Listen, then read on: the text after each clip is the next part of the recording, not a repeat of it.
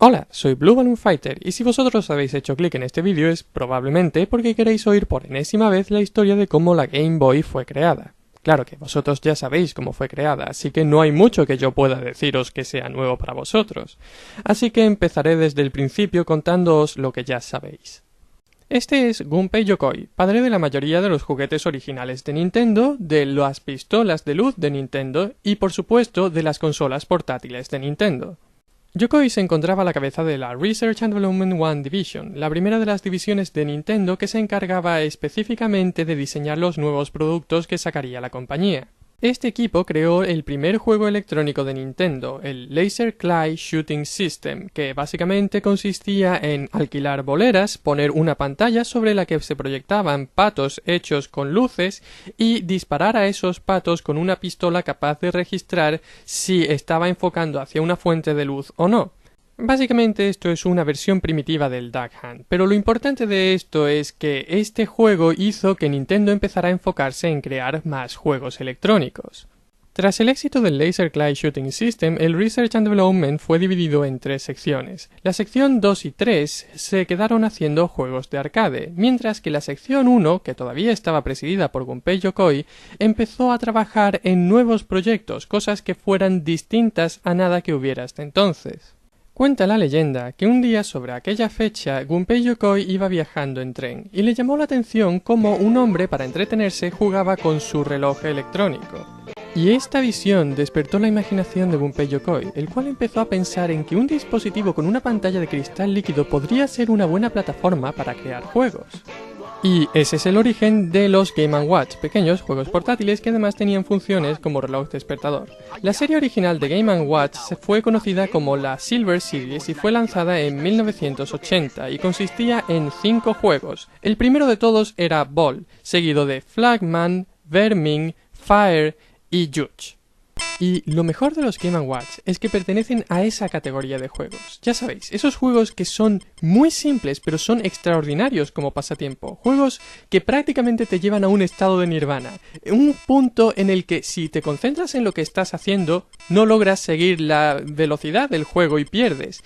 Pero si alcanzas ese punto en el que solo parte de tu mente está concentrada en lo que estás haciendo y ni siquiera eres consciente de cómo lo estás haciendo, el juego sigue adelante sin que haya ni un solo error. Es una cosa muy curiosa que se da en pocos juegos, cosas como Guitar Hero y demás. Pero hoy en día el atractivo de los Game & Watch no viene por su jugabilidad, sino por el hecho de que son objetos de coleccionista. Tienen todos los elementos necesarios para ser buenos objetos de coleccionista. Son un poco antiguos, pero no tanto como para no poder encontrarlos. Son bonitos, sus cajas están bien diseñadas y además cada caja tiene un diseño ligeramente diferente, de manera que puedes ver las distintas series y ver cómo han ido evolucionando los diseños de las cajas a lo largo del tiempo. Echando un vistazo a los distintos diseños, veremos que la Silver Series fue sucedida en 1981 por la Gold Series, que consistía en solo 3 juegos, que eran Manhole, Helmet y Lion. La Gold Series solo consiste en 3 juegos porque ya en 1981 empezó la siguiente serie que era mejor, la Widescreen Series. Como su nombre indica, la característica que diferenciaba a esta serie de las anteriores era que su pantalla era más ancha. En 1981 todos los juegos de la Widescreen Series que se lanzaron venían en una caja dorada y eran los siguientes: Parachute, Octopus, Popeye, lo cual es interesante porque como ya he dicho este juego fue lanzado en 1981, el mismo año que salió al mercado el arcade de Donkey Kong. Todos sabemos que Donkey Kong en principio iba a haber sido un juego de Popeye, pero que Nintendo perdió la licencia de Popeye durante cierto periodo de tiempo. Este juego fue lanzado muy poco después que el arcade de Donkey Kong, lo que quiere decir que la licencia se perdió durante un periodo de tiempo muy corto. Si Nintendo hubiera recuperado la licencia de Popeye un mes antes, probablemente Mario no existiría. ¿Cómo serían los juegos hoy en día? Bueno, a lo que íbamos. Chef, seguido de Mickey Mouse, lanzado el mismo día que Egg, que era el mismo juego pero con personajes que no estaban registrados. Se ve que aquí Nintendo estaba andando con pies de plomo para no tener el mismo problema que tuvieron con Donkey Kong. Y el último juego de la Widescreen Series, lanzado en 1981, fue una reedición de Fire, el título de la Silver Series. El año siguiente, en 1982, se lanzaron muy pocos juegos de la Widescreen Series. De hecho, el diseño de tanto estos juegos como de sus cajas cambió. Las cajas pasaron de ser doradas a plateadas, al igual que los juegos pasaron de estar chapados en dorado a estar pintados de negro. Esto hace que se parezcan bastante a los mandos de la Nintendo Entertainment System, aunque en realidad solo dos juegos tuvieron este aspecto, Turtle Bridge y Fire Attack. El último juego de esta serie es Snoopy Tennis y muestra una especie de estadio intermedio, con la caja plateada pero la carcasa de las Game & Watch antiguas. Bien, hasta ese punto Nintendo había seguido la estrategia de lanzar una serie de Game & Watch y solo lanzar juegos para esa serie hasta que se le ocurriera una serie mejor, y entonces empezar a lanzar juegos solo de la nueva serie. Pero a partir de ahora Nintendo se diversifica y crea varias series característicamente distintas de Game & Watch. Series que no son diferentes porque una sea tecnológicamente superior a la anterior, sino porque tienen objetivos distintos. De hecho, hay casos en los que Nintendo lanzó el mismo juego para distintas series aprovechando las cualidades de cada una de ellas. Casos como Donkey Kong Jr., que salió prácticamente para todas las series. Echemos un vistazo a cada una de estas series, empezando por la primera en quedar obsoleta, la Game & Watch Tabletop. Aunque originalmente en Japón esta serie no pertenecía a la línea de productos Game & Watch, o por lo menos no se anunciaba como parte de la línea de productos Game & Watch. En lugar de eso se hacía llamar la Color Screen. El hecho de que esta serie de productos exista siquiera es algo relativamente curioso. Todo se remonta a 1981. Durante este año Nintendo le otorgó a distintas compañías licencias para poder hacer versiones de consola de su arcade Donkey Kong. Una de las compañías que recibió una de estas licencias fue Coleco. Coleco hizo una versión para la ColecoVision de Donkey Kong, pero además hizo un producto diferente, un producto llamado Tabletop. La línea de productos Tabletop de Coleco consistía en conseguir licencias de los arcades más populares por el momento, cosas como Donkey Kong o Pac-Man, y hacer versiones portátiles de los arcades. Lo cierto es que Coleco hizo un trabajo bastante respetable. Los Tabletop eran muy parecidos a los arcades originales. De hecho, tenían su propia fuente de luz y tenían sonidos parecidos a los de los arcades originales. Claro que esto tenía un problema. Los Tabletop de Coleco necesitaban 4 pilas C y las gastaban en cuestión de horas. Los Tabletop de Nintendo eran mucho más modestos, no utilizaban sprites luminosos, sino que utilizaban su pantalla de cristal líquido como cualquier otro Game & Watch. Para dar la sensación de que estaban emitiendo algo a color, simplemente hacían que la pantalla de cristal líquido cubriera de negro todo lo que no quisieras que el jugador viera, es decir, en el fondo de la pantalla están dibujados a color todos los personajes, y se iluminan, o mejor dicho, se oscurecen todos los que no están activos en ese momento. Básicamente estos juegos tienen unos gráficos que funcionan al revés que los del resto de las Game & Watch. Por supuesto, con este sistema se necesita una fuente de luz externa para poder jugar a estos juegos, cosa que no ocurría con los Tabletop de Coleco. Pero los Tabletop de Coleco, como ya hemos dicho, gastaban las pilas muy rápido. Sin embargo, los de Nintendo decían que solo gastaban 2 pilas C, la mitad que la de los de Coleco, y tardaban 3 años en consumirlas por completo. La lista de tabletops de Nintendo consiste en Mario's Cement Factory, que es probablemente el juego de Mario más aburrido de la historia, Donkey Kong Jr., Snoopy y Popeye. La sucesora de la serie Tabletop de Nintendo fue la serie Panorama Screen, que al no intentar recrear la forma de una cabina de arcade era mucho más portátil. Es por eso que la mayoría de los títulos de la Tabletop recibieron una reedición en formato Panorama Screen. Así que de nuevo nos encontramos con Snoopy, Popeye y Donkey Kong Jr. Los juegos nuevos serían Mario's Bombs Away y Mickey Mouse, que de nuevo recibiría una versión sin utilizar personajes de Disney, en este caso Donkey Kong Circus. La siguiente serie de juegos de Game & Watch en quedar obsoletas fue la más corta de todas, con solo 2 títulos en su haber, la Super Color. Esta serie se caracterizaba por utilizar cristal líquido que no era solo de color negro, de hecho utilizaba distintos colores. Claro que esto le limitaba qué podía dibujar en el fondo de la pantalla y se veía claramente qué partes de la pantalla iban a ser de cada color. Los 2 juegos que conformaron esta serie fueron Speedball Sparky y Crab Grab. La siguiente serie de juegos Game & Watch estaba inspirada en el Versus System de Nintendo, que era un sistema de arcade para 2 jugadores, y se llamaba Micro Versus System. Estas Game & Watch tenían un diseño muy ingenioso. La parte principal de la máquina, donde estaba la pantalla, era además un estuche, y cuando lo abrías encontrabas dentro 2 mandos que estaban conectados a la máquina principal para que cada jugador pudiera jugar con cierto espacio entre los dos. Los juegos que conformaron esta serie fueron Boxing, Donkey Kong 3 y Donkey Kong Hockey, que fue el último juego de Donkey Kong lanzado en muchos años, ya que Donkey Kong Hockey fue lanzado a finales de 1984. Y en 1985 apareció un juego que hizo que toda la atención se centrara en la Famicom y la gente se olvidara de las Game & Watch. Después de este juego, la idea de que los juegos se basaran en el número de puntos que eras capaz de conseguir dejó de ser algo normal. Lo más normal eran juegos que eras capaz de pasarte. Así que después de 1985, Nintendo hizo muy pocos experimentos raros con las Game & Watch. De hecho, solo hizo uno más. La serie Crystal Screen, que de hecho es una de las series más extrañas de las Game & Watch. El concepto principal de esta serie era que la pantalla fuera transparente. Pero no transparente en el sentido de que vieras lo que hay dentro de la consola, sino transparente en el sentido de que vieras lo que hay al otro lado de la consola. Supongo que la idea detrás de esto era que dibujaras varios fondos y los fueras intercambiando según la acción dentro del juego fuera variando de escenario. En cualquier caso, los tres juegos que conformaban esta serie de Game & Watch eran tres juegos que antes habían salido para la Famicom. Eran Super Mario Bros., Climber, que era una reedición de Ice Climber, y Balloon Fight, que obviamente estaba inspirado en Balloon Fight. En fin, esta fue la última serie de Game & Watch en ser inventada. Pero ahora vamos a hablar de las dos series de Game & Watch que fueron las más prósperas de entre todas. La primera de las dos fue la Multiscreen, que duró desde 1982 hasta 1989. Esta serie se caracterizaba por tener dos pantallas y ser capaz de plegarse sobre sí misma para ocupar la mitad de espacio y tener el doble de campo de juego. Los juegos que la conformaron fueron Oil Panic, Donkey Kong, el primer juego con un D-pad, Mickey y Donald, en este caso no hubo ninguna versión alternativa sin personajes de Disney, Greenhouse, juego que fue la inspiración del Donkey Kong 3, sí, una Game & Watch inspiró un arcade, aunque normalmente era al revés, como en el caso de Donkey Kong 2, que estaba inspirado en Donkey Kong Jr., y Mario Bros., donde la única inspiración parece que fue el nombre, porque el juego no se parece en nada al arcade, básicamente son Luigi y Mario trabajando en una fábrica de botellas.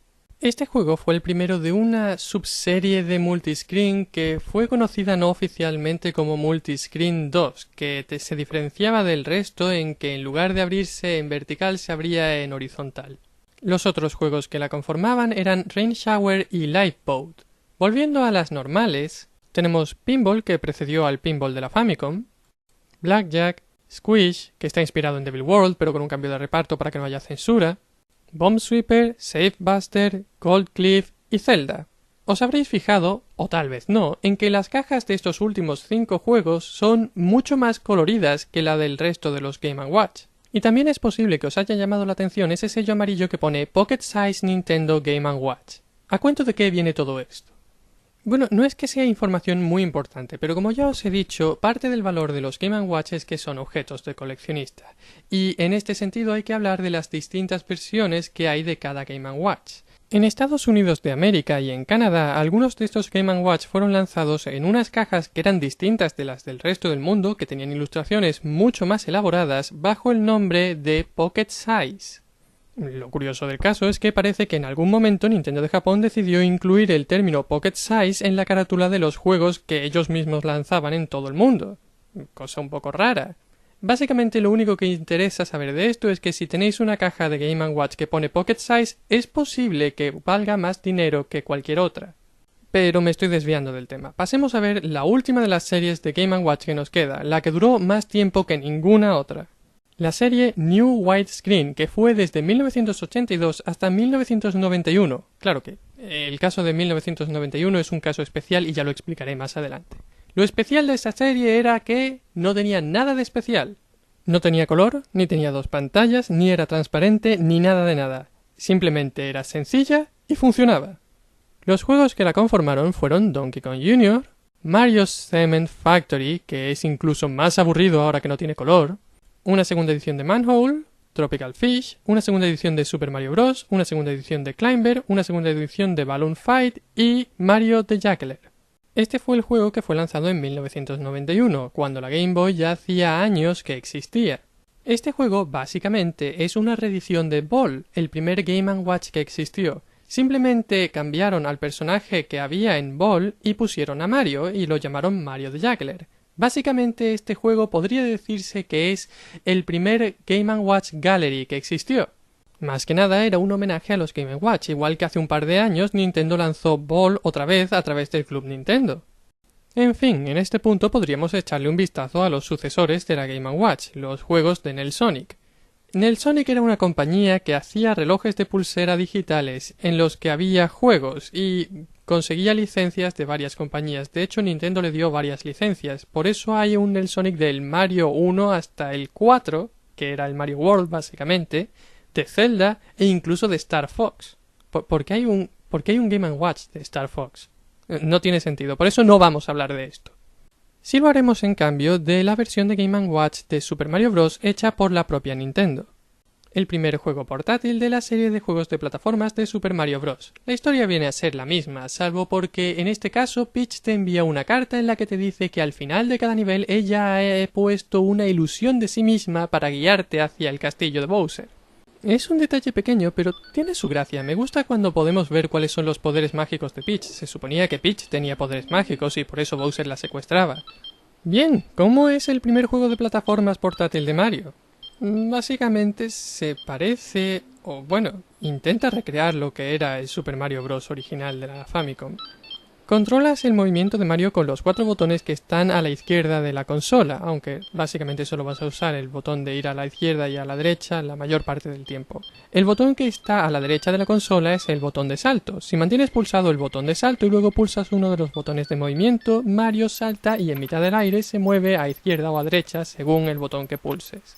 Por supuesto, este juego no puede permitirse el sistema de inercia y de físicas tan interesante que tenía el Super Mario Bros. Original, pero sí que puede ponerte setas. En este caso no te dan un toque más.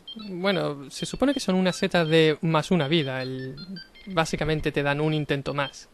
La pantalla del juego avanza automáticamente. Si te quedas muy rezagado puede que te aplaste si hay una pared delante de ti. Así que simplemente tienes que mantenerte al ritmo que te va marcando la pantalla, saltando cuando hace falta, sin caerte en los agujeros y llegar al final de cada zona, donde, como ya he explicado antes, te está esperando una ilusión de la princesa Peach que te manda a la siguiente zona. Este juego intenta tener cierta variedad entre las zonas. Por ejemplo, la primera zona es la zona básica de plataformas. La segunda zona es una zona más o menos parecida. Según las instrucciones del juego es un gimnasio, aunque lo único que hay son plataformas en forma de cruz. La tercera zona es más interesante, es una zona a contrarreloj en la que hay barras de fuego. Bueno, tenéis que echarle imaginación, esas barras que se mueven se supone que son las barras de fuego que había en los castillos de Super Mario Bros. Gracias a las instrucciones sabemos que la siguiente zona es una zona subacuática. La zona empieza con Mario entrando a través de una tubería, y entonces podemos movernos arriba y abajo, a igual que hacia los lados. No te puedes caer y la única forma de morir es que te aplasten las paredes. Sales del agua a través de una tubería igual que entraste y vuelves a encontrarte con una ilusión de la princesa y avanzas a la siguiente zona. Esta zona es la más estéril de todo el juego y con eso quiero decir que no hay nada, simplemente es una zona en la que vas saltando mucho. Con nada quiero decir que no hay ningún bloque del que pueda salir una seta, ni ninguna estrella ni nada. La siguiente es otra zona contrarreloj que se me da bastante mal. Tienes que saltar de una plataforma a otra y llegar hasta donde está la princesa, pero por cómo está programado esto no es fácil saber cómo se están moviendo las plataformas. La siguiente zona es un laberinto, igual que el laberinto que hay en algunos de los castillos de Super Mario Bros. Original. Al final de este laberinto te encuentras 3 tuberías. Bueno, échale imaginación, son 3 tuberías. Es igual que la Warp Zone que hay en algunos niveles del Super Mario Bros. Original. Pero en lugar de mandarte a distintos niveles, determina si terminas el nivel o no. Si escoges la tubería que no es correcta, es decir, si escoges cualquiera que no sea la que está siempre a la izquierda del todo, te ves obligado a repetir cierta sección del laberinto, lo cual si fueras solo a por puntos, no estaría mal, podrías quedarte aquí cogiendo champiñones una y otra vez hasta conseguir la máxima puntuación. Por supuesto esto está inspirado por esos castillos del Super Mario Bros. Original en los que tenías que atravesar los pasillos en cierto orden, primero el de arriba, luego el de en medio, luego el de abajo o lo que fuera. La última zona del Game & Watch también está inspirada en los castillos, concretamente en las barras de fuego. Es la única zona de desplazamiento horizontal en la que controlas tu movimiento y la pantalla no avanza por su cuenta. Después de pasarte esta zona, rescatas a la princesa y derrotas a Bowser, lo cual se traduce simplemente en que Bowser cae desde su castillo, y vuelves a empezar desde la primera zona, pero ahora estás en el nivel 2. Se supone que este juego tiene 8 niveles, igual que el juego original, pero yo nunca he llegado a pasar del nivel 4. ¿En qué se diferencia un nivel de otro? En la dificultad. En el nivel 2 empiezan a aparecer los Bullet Bill, hasta ese momento no había aparecido ningún enemigo. Es por eso que a partir del nivel 2 empiezan a aparecer también las estrellas que te hacen invencible, porque hasta entonces no había ninguna razón para poner estrellas. Ahora, de vez en cuando intentas saltar desde debajo de una de las plataformas más bajas, puede que aparezca una estrella. Si la coges eres invencible durante cierto tiempo. Creo que intentan recrear la música de las estrellas y todo, pero no les sale muy bien.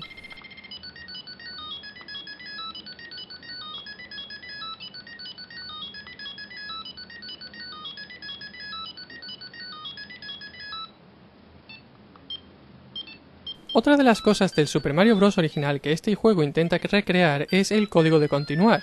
¿Os acordáis de que si pulsabais A y Start en el juego original, continuabais desde el último punto en el que hubierais muerto? En este juego no ocurre exactamente eso. En lugar de eso, si pulsas el botón de salto y el botón de juego al mismo tiempo, empiezas directamente desde el nivel 3, que es el primer nivel en el que aparecen tanto los Ballet Bills como los Lakitu, así que simplemente te estás saltando los niveles aburridos. En resumen, este juego intenta ser Super Mario Bros., pero no termina de conseguirlo. Claro que era imposible que lo consiguiera, esto es una Game & Watch. Y como ya he dicho antes, las mejores Game & Watch son las más sencillas. Es por eso que la Game & Watch de Zelda tampoco es nada del otro mundo. Bueno, más que intentar recrear el Zelda original, está intentando recrear el Zelda 2. Lo cual ya de por sí es un poco raro, debería haber intentado recrear el más popular, pero bueno, supongo que el Zelda 2 está también bien, así que ¿qué más da? Si queréis saber más sobre cómo es la Game & Watch de Zelda, tengo un vídeo por ahí en el que me paso el juego entero. Claro que tampoco es un vídeo muy entretenido, así que vosotros veréis. Con eso quedan cubiertas todas las Game & Watch que hizo Nintendo. Pero aparte de las Game & Watch, Nintendo lanzó otro producto en su línea de juegos portátiles. Concretamente, en 1983 Nintendo lanzó la Computer Mahjong Yakuman. Y curiosamente en este pequeño mahjong electrónico aparecieron por primera vez algunas ideas que después serían características de la Game Boy. Concretamente, gráficos compuestos por una matriz de puntos en la cual se oscurecían algunos para formar imágenes distintas. Y la opción de conectar dos consolas mediante un cable obteniendo un modo multijugador en el cual cada jugador tenía su propia pantalla y no podía ver las fichas de su oponente. Este cable fue el origen del cable Link de la Game Boy. Nintendo debía de estar muy orgulloso de la Computer Mahjong Yakuman porque cuando lanzó la Game Boy en 1989 uno de los primeros juegos que salieron para ella fue un juego de Mahjong en el cual se utilizaba el cable Link exactamente igual que se habría utilizado en la Computer Mahjong Yakuman. Otro de los juegos de lanzamiento de la Game Boy fue Super Mario Land, el segundo intento de hacer una versión portátil del Super Mario Bros. Este juego fue desarrollado por un equipo totalmente distinto del que desarrolló el Super Mario Bros. Original. De hecho, de este equipo, solo dos personas nos resultan familiares, Gunpei Yokoi y Satoru Okada. Satoru Okada es, digamos, el sempiterno ayudante de Gunpei Yokoi. Le ayudó a diseñar las Game & Watch y la Game Boy y cuando Gunpei Yokoi murió, Satoru Okada diseñó la Game Boy Advance. Pero lo que nos importa en este caso es que Shigeru Miyamoto no participó en el desarrollo de este juego.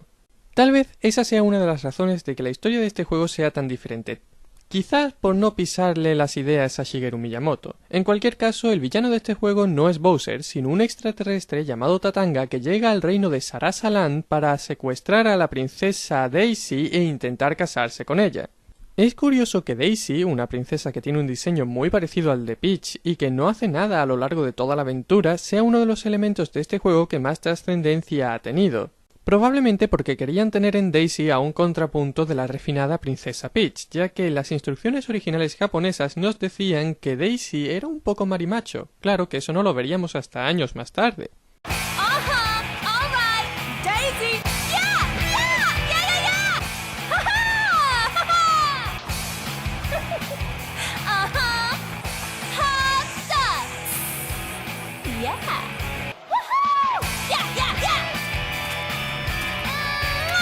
Y el otro elemento que ha hecho que Daisy ganara popularidad es su relación con Luigi, que existe simplemente para que haya simetría entre Mario y Luigi. Pero aún así, yo diría que hacen mejor pareja que Mario y Peach. Después de todo, Luigi también es un poquito afeminado. Pero nos estamos desviando del tema. ¿Es Super Mario Land una buena reproducción del Super Mario Bros. Original o no? Desde mi punto de vista, sí. Super Mario Land, el Super Mario Land original, es uno de los pocos juegos de Game Boy que utiliza una estrategia concreta, la estrategia de hacer gráficos pequeños de manera que puedas ver lo que hay alrededor del protagonista. Es extraño, pero muchos de los otros juegos de la Game Boy, como la pantalla de la Game Boy era tan pequeña, decidían hacer sprites más grandes. Pero el problema de eso era que o bien no veías qué era lo que había a tu alrededor y ibas tan rápido que te la pegabas, o bien el juego se movía tan lento que era un rollo. Super Mario Land, por contra, es uno de los juegos más rápidos de Game Boy que he visto. Pero como los gráficos son pequeños, caben más cosas en pantalla y nunca te encuentras con un enemigo de frente o te caes por un agujero que no te había dado tiempo a ver. Claro que el hecho de que este juego sea tan rápido crea otro problema, como las fases son muy cortas porque no hay más espacio en memoria para hacer fases largas, el juego es muy corto. Es por eso que hay tantas fases bonus, para alargar el juego, igual que se ha cambiado a Fire Mario por Super Ball Mario. Este power-up te permite, en lugar de lanzar dos bolas de fuego, lanzar una única bola que va rebotando por paredes y techo. Y lo curioso de esta bola es que recoge las monedas que entran en su trayectoria. Esto hace que te entretengas en coger todas las monedas de las muchas fases bonus que hay en este juego. Es curioso cómo este juego consigue que coger monedas sea divertido, porque realmente estas monedas desde un punto de vista objetivo son inútiles. Sí, cada 100 monedas consigues una vida, pero gracias a las fases bonus de los finales de nivel, tienes un montón de vidas, así que realmente pararte a coger monedas es una pérdida de tiempo. Pero es una pérdida de tiempo divertida. De hecho, la única razón por la que intentas entrar en las tuberías en este juego es para conseguir monedas. Una idea que Nintendo exploraría a fondo más adelante. Otra de las novedades de este juego son los vehículos como el submarino Marine Pop. Realmente, igual que en el caso de las monedas, la razón de que existan las fases de vehículos es simplemente porque si no estuvieran, el juego sería mucho más rápido. Como en estas fases la pantalla avanza a una velocidad fija, no puedes ir más rápido de lo que el juego te permite. Pero tal y como están diseñadas estas fases, tú no quieres que la pantalla se mueva más rápido. De hecho, te gustaría que se moviera un poquito más lento para que te diera tiempo a coger todas las cosas que hay en pantalla. Otra señal de buen diseño. Pero ahora vamos con el dato curioso del día. ¿Sabíais que las fases de vehículos podrían haber aparecido originalmente en el Super Mario Bros. De la NES? En uno de los bocetos más antiguos del desarrollo del Super Mario Bros. Original podemos ver cómo los diseñadores del juego se planteaban que podían ser los controles durante el principio del desarrollo. Como ya dije en su momento, originalmente habríamos pulsado arriba para saltar y el botón A quedaría libre para los distintos ataques que Mario podía hacer, entre los cuales hay una lista de 3 posibilidades. La primera es patada, que está reservada para momentos en los que Mario no tiene ningún vehículo, y las otras 2 opciones son un rifle y una pistola de rayos. Según Miyamoto, Mario habría utilizado estas armas cuando estuviera volando en una nube, lo cual, desde mi punto de vista, habría creado niveles parecidos a los que vemos en Super Mario Land. Y la guinda del pastel es que Shigeru Miyamoto asegura que al principio del desarrollo Mario no iba a volar encima de una nube, sino que iba a ir montado en un cohete. Hay que reconocérselo a Gunpei Yokoi. Incluso en una consola menos potente, él triunfaba donde otros solo lo intentaban. Un pequeño paso para un fontanero, pero un gran paso para un ingeniero de producción. ¡Hasta la próxima!